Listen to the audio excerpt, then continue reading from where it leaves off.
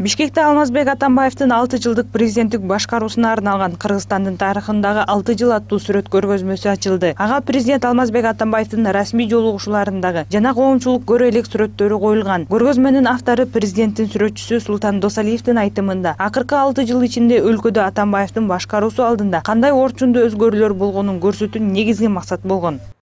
Тарыхта калчу 6 жыл фото көргөзмөдө Алмазбек Шаршенович Атамбаевдин президенттик мезгилиндеги сүрөттөр коюлду. Көргөзмөгө расмий жолугушуулардан тышкары буга чейин коомчулукка белгисиз сүрөттөр да бар.